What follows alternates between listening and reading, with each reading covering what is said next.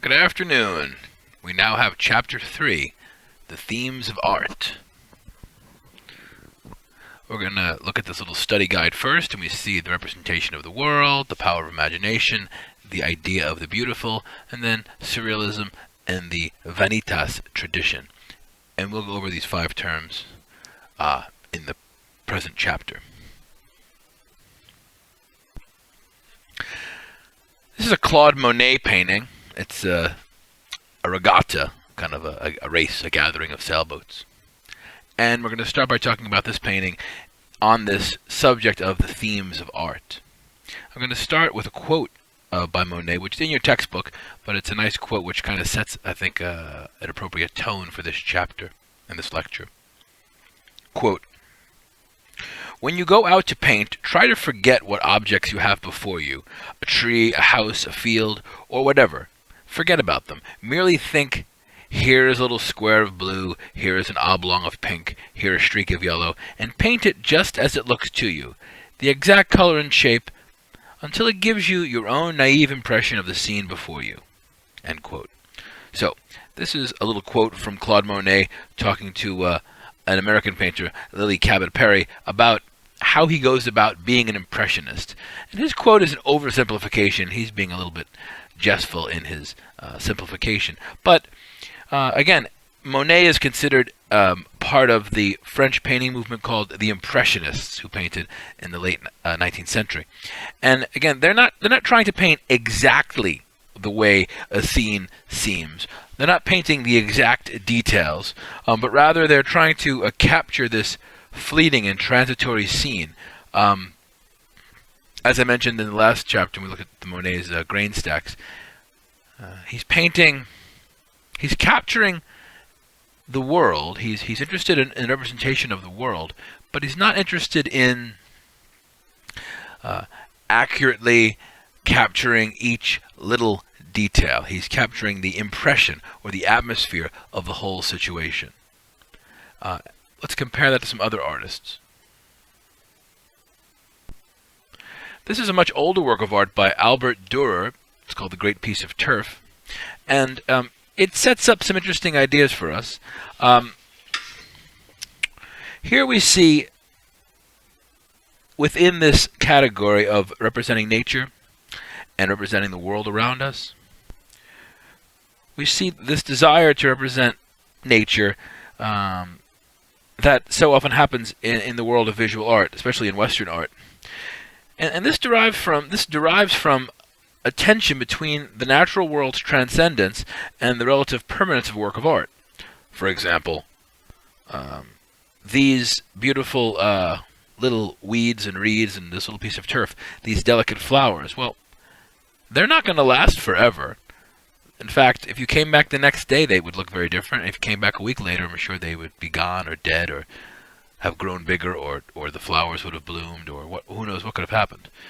But this painting was made in 1503, and I know it's obvious, but that's over 500 years ago, and the image lives on. So again, we have here the artist has this desire to represent nature, but also to represent this fleeting transcendence of the fragile natural world.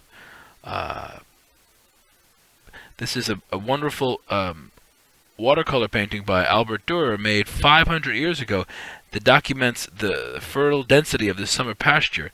But it has to do with, again, the fleeting fragility of this exact moment and these exact fragile bits of grass and these exact little thistles. They're here now for us to see because Dürer stopped and made the painting, and now 500 years later, they're still there for us to see.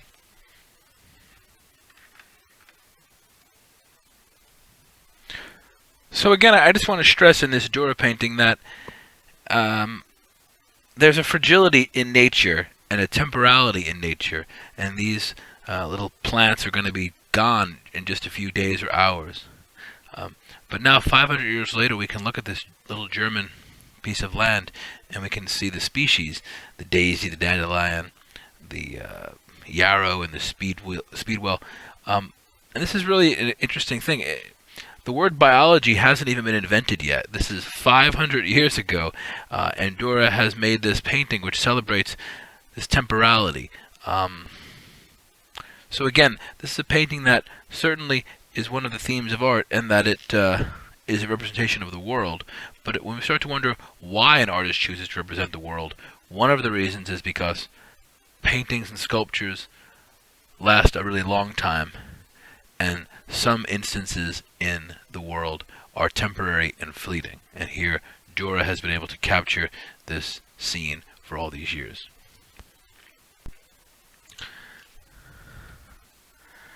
Dürer's piece has a kind of a scientific heaviosity to it, and it looks like it's more about recording a very exact moment.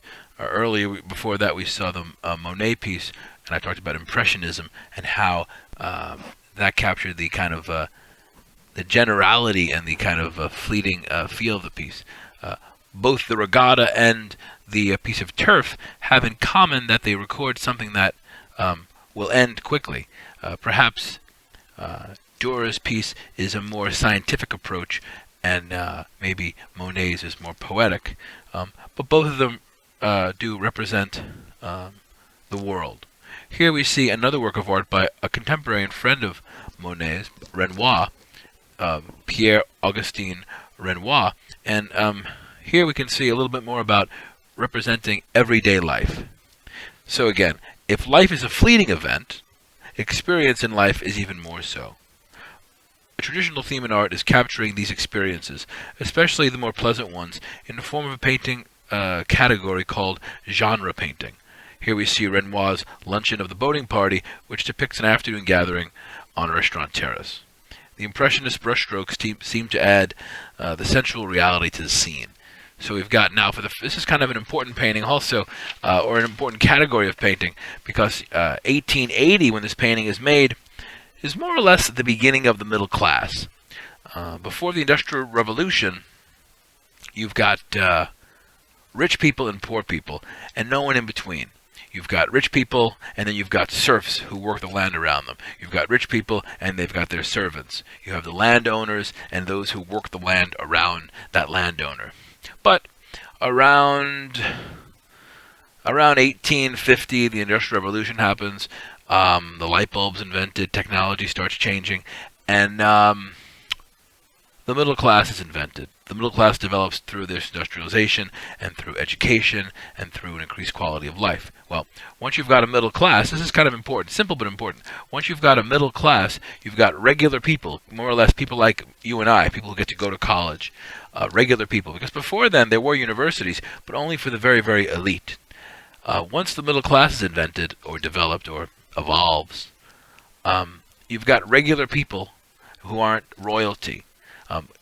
In a world where it's just kings and queens and the house of royals and servants, there's no one between them and the servant class all around them. Well, this painting, this category, genre painting, is also a moment when we see, I wouldn't call them lower middle class. These look like pretty well-to-do people. But again, these are kind of ordinary Parisians having a luncheon of the boating party. So they're kind of celebrating an afternoon, celebrating this moment. So again, this idea that the middle class has been invented at this time. 100 years earlier, there is no middle class. And if you go back, 1,000 years before then, again, there's the House of Lords, kings and queens, royalty, and then servants who serve those people. So most of the art that exists before 1850, the subject is whatever the ruling party requested. This painting was made by a middle-class painter to sell and show to his middle-class friends. Interesting change in the history of art.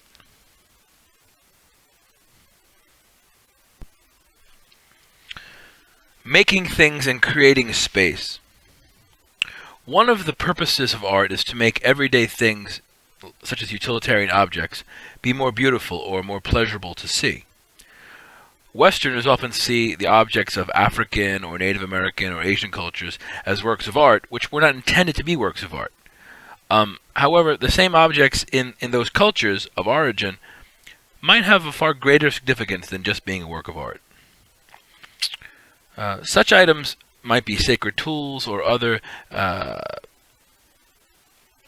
other objects of ritual within the given society.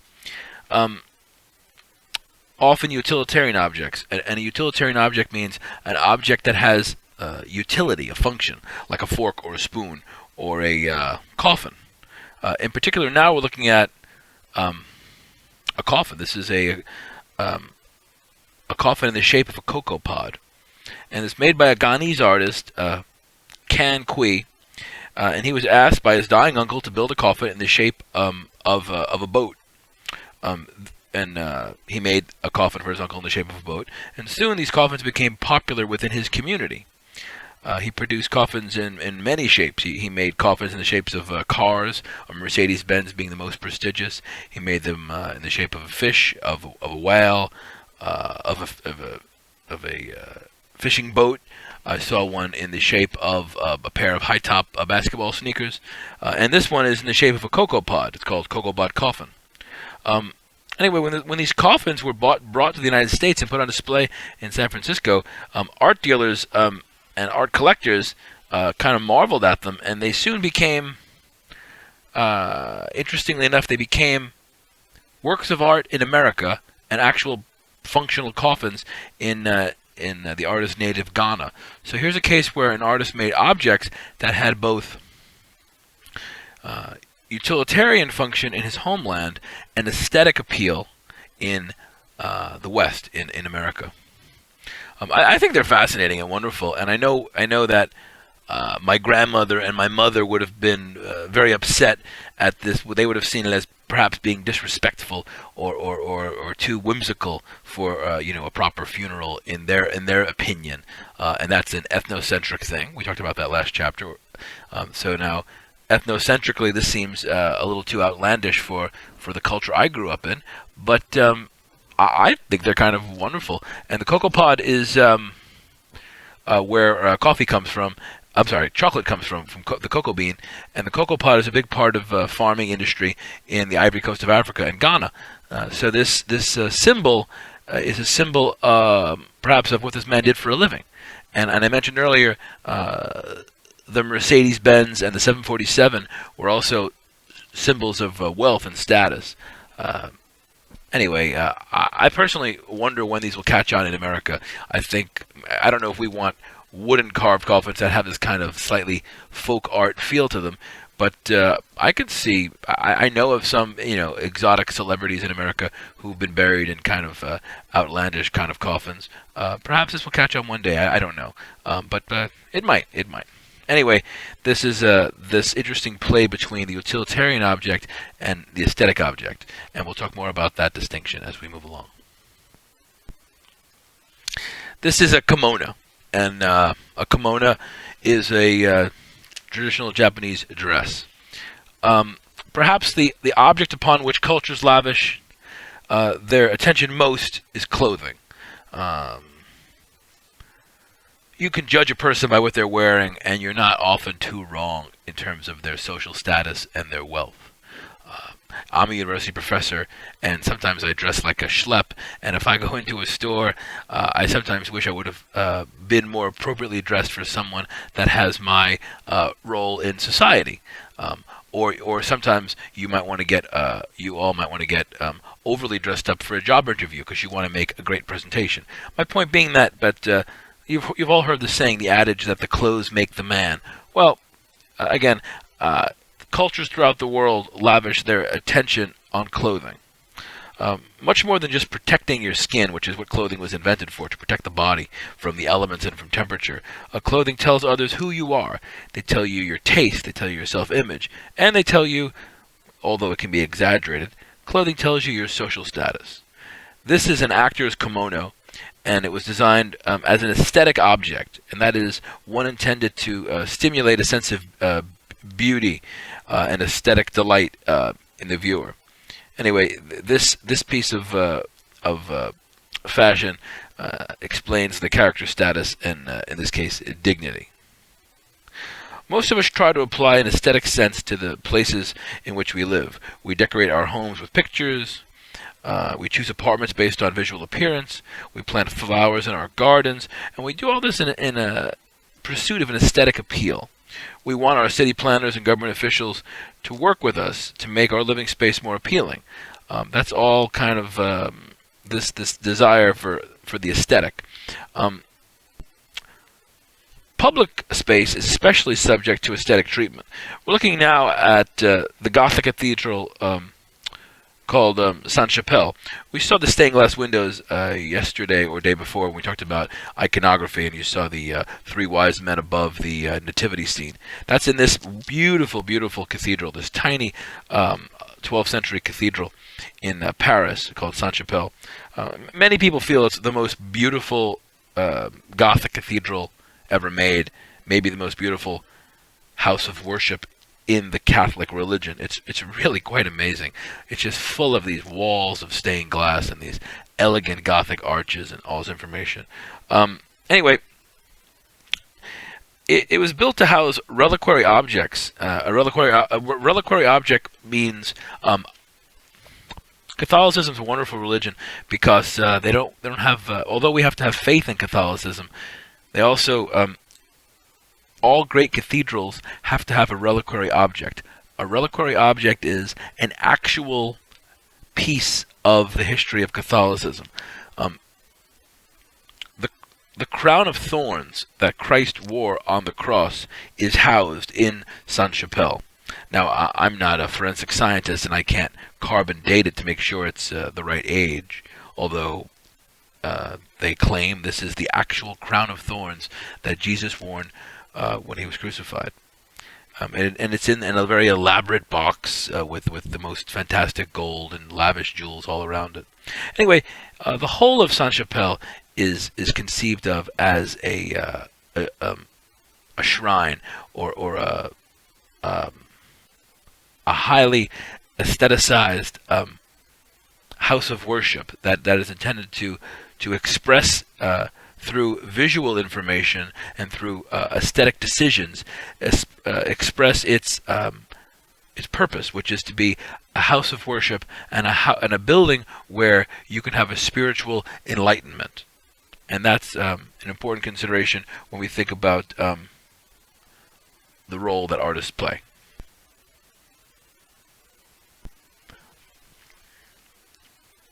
Here we see an interesting painting, and the subject of this Jan van Eyck painting is God himself. It's interesting that occasionally Western artists, now you would never see this in the world of Islam, because Islamic artists would never paint any image that God could have made, let alone God himself. But here's an oil painting by Jan van Eyck, and it's from the Ghent altarpiece, and this is Van Eyck's painting of God. Now, in order to paint someone who you can't see, you have to use what? You have to use your imagination. Obviously, people could tell Dürer what those patches of thistle and those dandelions looked like. He could just look and see them. Monet can see the grain stack, and Renoir can see that luncheon with the boat party. He could see that, and he could paint from observation. But when it comes to painting something like this becomes pure imagination. Again, artists of all cultures have, artists of most cultures have attempted to depict their gods. And here we see the image of God by Jan van Eyck, and it is that of an unimposing, non-threatening God. He seems merciful and kind. He's sitting back in his throne. He is strong but relaxed. And curiously, he appears to be richly adorned. He seems pretty wealthy. He has fancy robes on, and he has jewelry and a very fancy crown. So again, I don't know if God needs jewelry. William Blake made some paintings of God, and his God was kind of more like Father Time, and he was kind of not naked, but wrapped in a kind of just a simple robe, and had a long beard, kind of that covered most of his body, and that was how William Blake imagined God. Anyway, here's Jan van Eyck's image of God. This image of God would fall into a category called representing other realities. Again, we often have difficulty explaining very real emotions such as love in concrete terms. It's hard hard to express what love is. Well, intangible realities and their representations, from the spiritual feelings to our innermost desires and dreams, are often the subject of artists. And representing the spiritual would be kind of a subset of that. Another subset, besides representing the spirit, would be representing the mind. Abstract and non-objective art have always been charged with being subjectively inaccessible, to the average person anyway. Picasso, who made this painting of his friend and the writer Gertrude Stein, Picasso was attempting to paint a portrait of Gertrude Stein in a naturalistic manner, but he was routinely perplexed by his inability to portray his subject's face in an objective likeness. And after 80 sittings, he put the work aside in frustration. But he did return several months later to paint a more subjective or personal interpretation of Stein. So what do I mean by that? Well, Picasso sat down 80 times with the model, and he tried to paint her the way she looked. He tried to paint her exactly the way she looked. And he couldn't do it. And then he took a break, came back a couple months later, and then he tried not to paint the way she looked, but he tried to paint the way he felt she looked, or the way she felt she was. So he went from an objective, from a subjective to an objective point of view. And that's a kind of decision-making process that an artist gets to make. So, this example suggests that artists can paint subjectively what they want in a matter that they want, while ignoring any pre-existing ideas regarding the value of faithfulness of the objective image. This notion leads to the next category, which is the surrealists, and that's pretty exciting.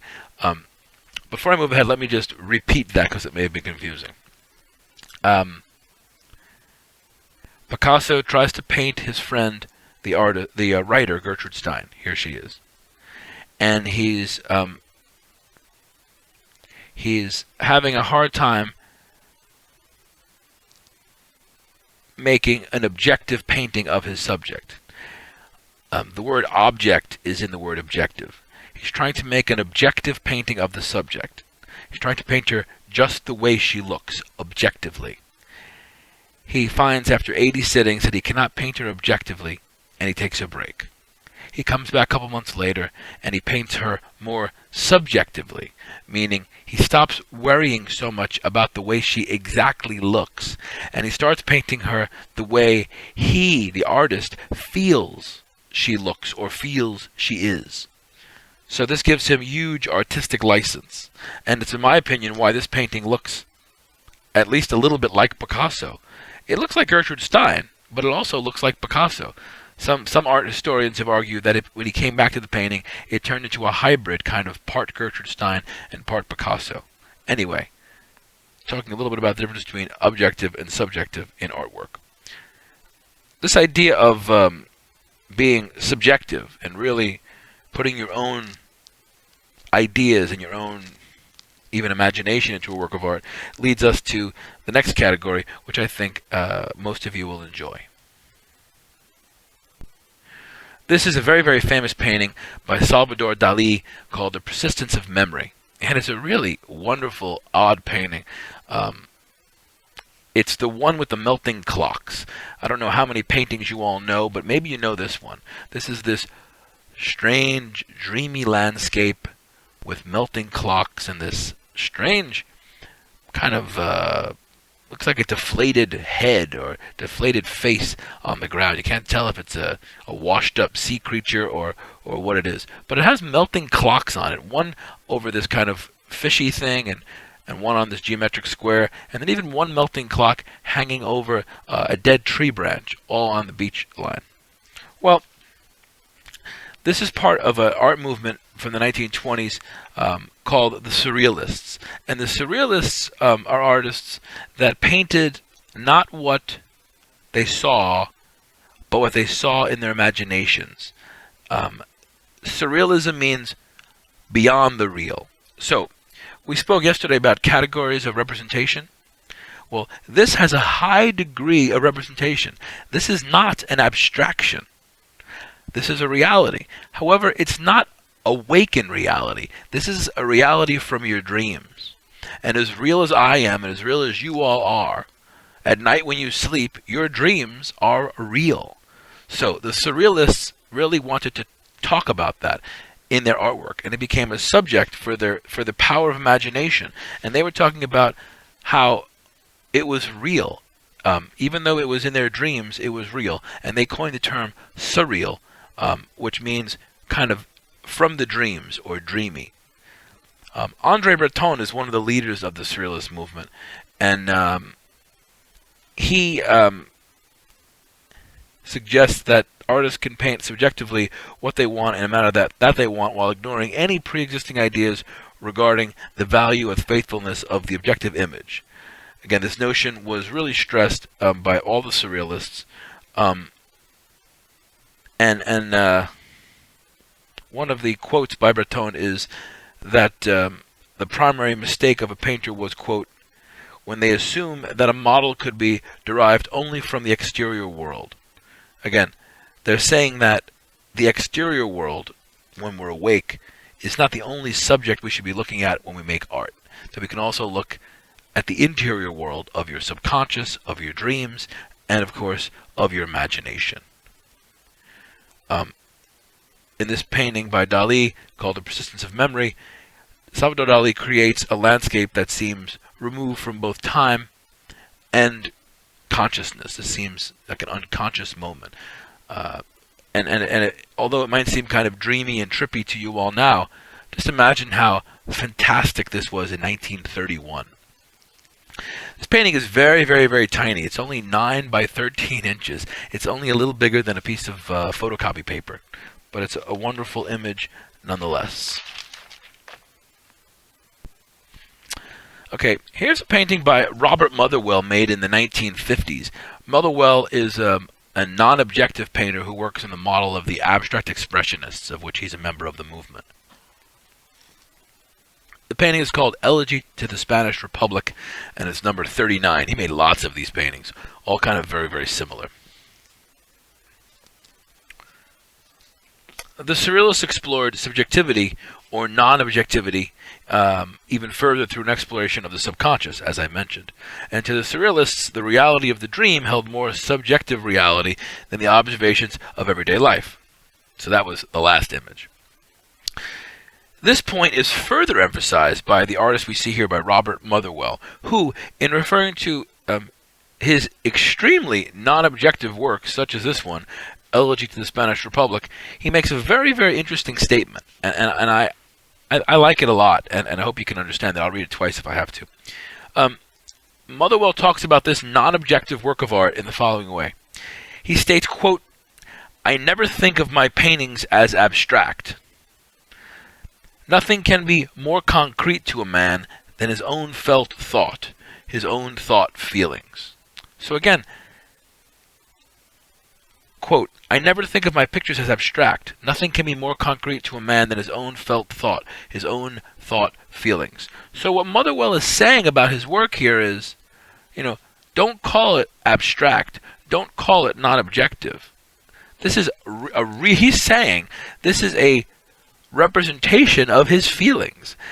His feelings are real. He's real. And when we know a little more about this work of art, we know through the painting's title that it refers to the fascist defeat of a democratic Spanish Republic just before World War II, and that Motherwell painted the black shapes on the light background to demonstrate what he thought was, or he felt was, this huge struggle between life and death.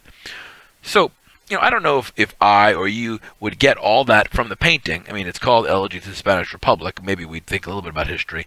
I wouldn't get this huge heaviosity about life and death, but you do have to give it to the artist. If he says, hey, I made this painting about my feelings, and my feelings are real, then we can't say that the painting doesn't have some degree of realism in it. So again, yesterday we talked about the broad categories. Today we're kind of finding some of the finer lines that confuse the two. All right, here's the next category is representing the beautiful, or the idea of the beautiful. This is a very important painting by Matthias Grunwald. Look, the date is 1512 to 1515. So again, this is 500 years old, this painting. And this is a crucifixion. Now, it's a detail from the Isenheim altarpiece. An altarpiece usually means that the painting was made to go in a church or cathedral, and people would pray in front of it. And usually altarpieces are what we call triptychs. They have one large central part, and then they have hinges on the side of that, and then two smaller parts that would fold up and close. And they would keep the altarpiece closed, kind of like a book of sorts that would close, and then they would only open it on that saint's day or that holiday or whatever the holy day of obligation that particular saint was being recognized for, or that subject, here the crucifixion. So this would be a fine one to see, of course, during Easter Sunday, for example, or Good Friday. Anyway, this is a 500-year-old crucifixion. And what's different about this crucifixion and most of the crucifixions that you and I have all seen is this one is really, really horrific.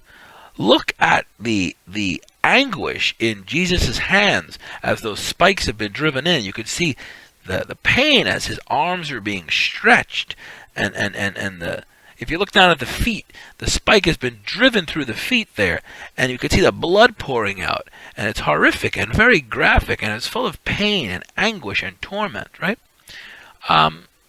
Usually Jesus has kind of a serene quality, and he's in the moment of salvation or ascension to heaven or whatnot. But this is a real tormented, tortured Jesus, and his wounds are kind of infected and pussy and green and horrific.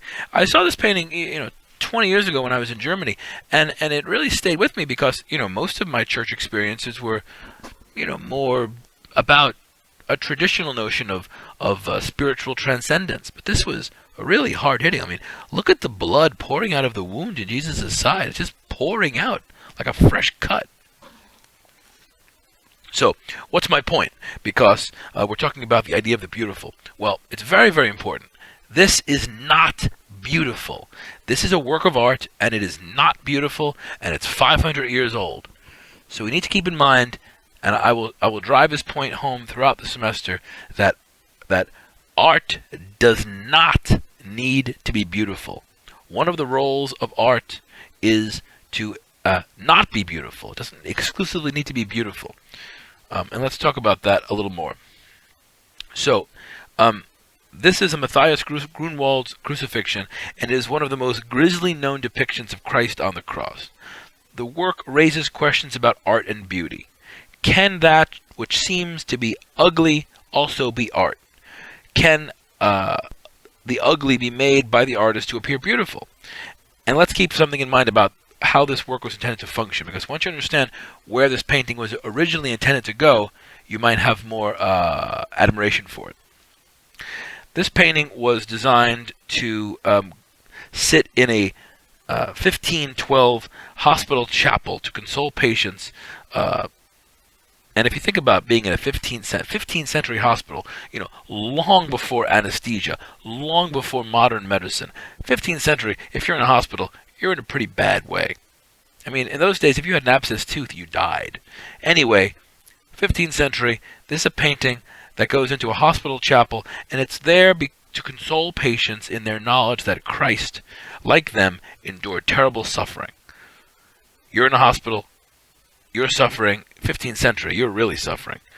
Seeing Christ there in the chapel when you go to pray might console you that your Savior and Lord also suffered. So here the ugly seems to merge, perhaps on the beautiful, because, as many Christians believe, resurrection and salvation follow this crucifixion. The altarpiece, in fact, opens up when you open up those two sides, left and right, that I talked about in this triptych altarpiece. And on the left and right, we see the glory of the resurrection. And this tension exists between the horror and the beauty. And in totality, the work becomes very dynamic. And again, it demands an active response. But again, if I stress nothing else, well, I'll stress maybe 10 or 20 things this semester, but one of them is that art is not synonymous with beauty. Lots of really important art, like this important, like this important and grisly crucifixion, are not beautiful. Art is not synonymous with beauty. Art's like emotions. We've all got emotions, and they're not always good emotions. It might be anger, it might be sorrow, it might be sadness. So just keep that in mind.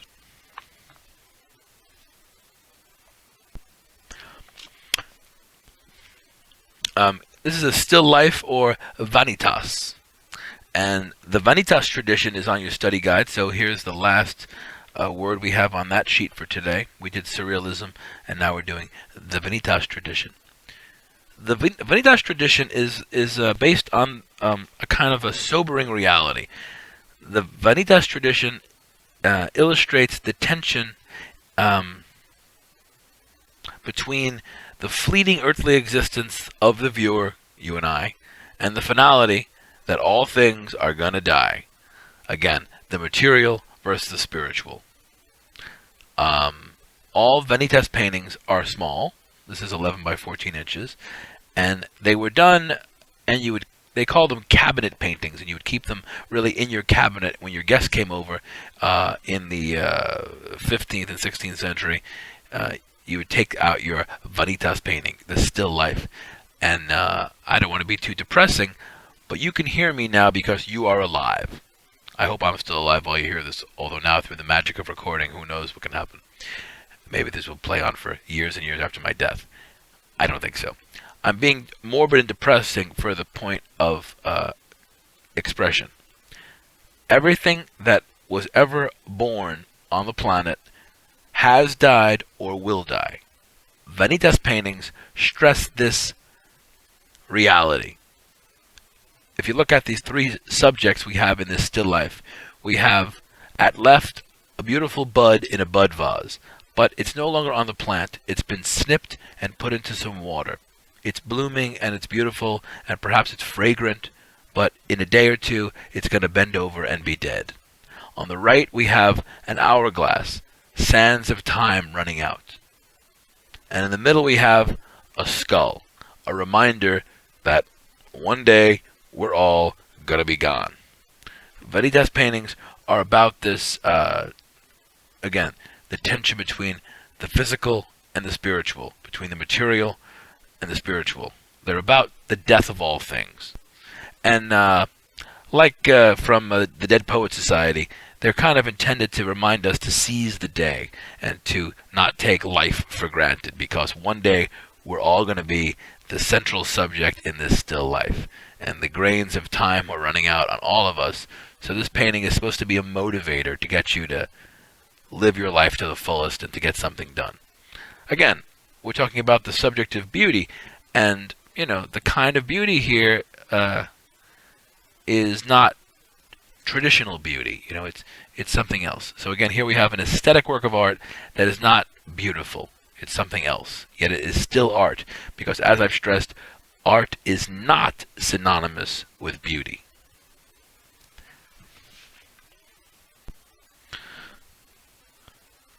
Your book does a little 2-page spread called Works in Progress on Pablo Picasso. Picasso, at a very young age, made very, very accurate and highly representational paintings of all kinds of subjects. When he was 9 years old, he made a beautiful painting of a boy receiving communion, and it was so good that his father put his paintbrushes down and said, you're a better artist than me, and I'm not going to even try to be a painter. It was just this amazing tour de force depiction of a boy. Picasso could paint representational things very, very, very well. As he got older, he started exploring different ways to make imagery. He's considered, along with George Braque, to be the father of Cubism, and in a lot of ways one of the great we call modern artists. Modern not meaning contemporary, because he died in 1973, but modern being a moment in art history called modernism, which really exists around the turn of the last century, like 1901 till 1945. Pretty much. That's called the modern era. Anyway, here's a preparatory drawing Picasso made for a very famous painting called Les Damsels d'Avignon, and it's not the most upstanding subject. The subject here is two medical students visiting a brothel, a bordello, a place where prostitutes gather. And in this painting, we see. In this preparatory drawing for the painting, we see two medical students wearing clothing, black clothing, standing there, and then a bunch of female forms, women, around them. Let's jump to the next slide. Here we see a kind of a detail of a mask. Around this time, Picasso, in 1907, you've got a lot of Western colonialism. You've got the great colonies are really France and England and Portugal, and all those great empires are stretching throughout the world, and they're bringing back a lot of artifacts from other cultures. In particular, in France, in Paris, where Picasso is living, although Picasso is a Spanish-born artist, he painted most of his life in France, in Paris. African masks, which we talked about yesterday, and how they were ethnocentrically misunderstood. But anyway, African masks started appearing as kind of items of curiosity that you might have in your home, kind of like things you'd buy at a gift shop. Anyway, Picasso saw these African masks, and he really got inspired by their aesthetic. He didn't know at all their cultural application back in their native land. So he was ethnocentrically incorrect in what they meant, but he didn't really judge them. He just liked the way they looked. So I'm showing you this this small study because when we look at the final painting, which I'll show you next, we see these 5 women. The preparatory drawings of the two medical students who were in the first drawing wearing black, they've been removed, and now we're looking at this kind of cubist version. Here's the final slide of this chapter. It's by a important American photographer named Robert Mapplethorpe. He's dead. He died probably in the late 80s. He died of AIDS. Anyway, he is arguably the world's most notorious photographer. Well, certainly was at the time of his death. He made some very, very hard-hitting homoerotic, sadomasochistic photographs in something called the X Folio. Again, ironically, his fame came partly from Senator Jesse Helms of North Carolina's attempts to close down his exhibitions of his work. This photograph, which is very classically beautiful and very compositionally balanced, of this flower in this vase, we could say this photograph falls into the Vanitas tradition. It is awfully beautiful, just almost over the top, full of beauty and composition and modeled form and lighting and contrast and all the elements of design that we'll study in the weeks ahead. But it's a flower that's already drooping, and it was already cut from the plant, and it's nearly dead. So there's this terrible heaviosity of mortality when you look at this work. Anyway, Mapplethorpe made this X Folio series, which included these really, really hard-hitting graphic images. I wouldn't say pornographic, but, well, I would say pornographic, except they were so beautifully lit and so beautifully composed and treated like Renaissance works of art that they didn't seem pornographic, yet the subject of what they were doing, which would make you not want to eat your lunch, is extremely graphic. And those are so graphic that they're not in your book anymore. I mean, they never had the hard-hitting ones, but some of the earlier editions had some of the basic nude men ones. I'm not challenging you, but if you looked online for Robert Mapplethorpe X Folio, you might find some images that you wouldn't want to show your grandmother. Anyway, Vanitas paintings. The tradition continues more or less here in this photograph because it is an unfortunate premonition to the artist's death as he died of the modern plague, which we call AIDS. Okay, that concludes Chapter 3. There'll be no quiz after Chapter 3, but rather after we complete Chapter 4. So please read Chapter 3, and I'll be talking to you again real soon.